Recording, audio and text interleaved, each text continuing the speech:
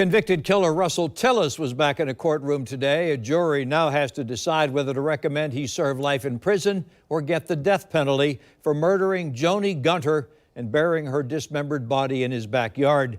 The sentencing hearing is like a miniature trial.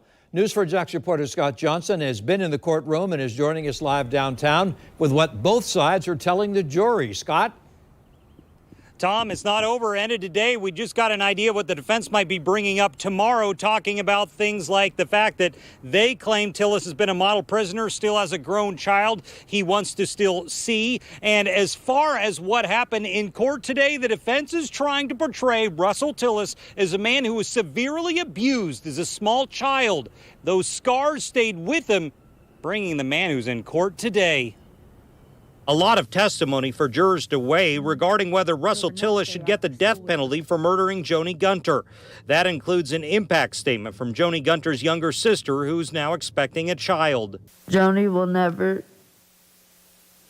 get to see her niece grow up.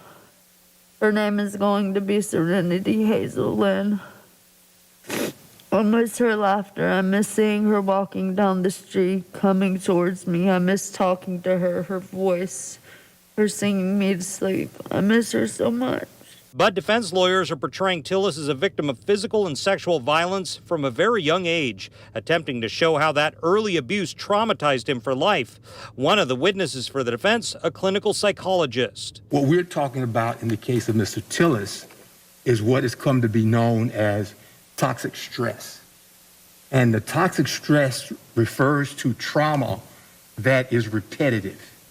It's the trauma that is experienced, for example, by individuals who are in war zones, the trauma encountered, or the traumatic offshoot that's experienced by first responders. One example of abuse from the defense is that as a child, Tillis was given a trailer on the family's property and told to lock the door at night so he wouldn't be abused by his father.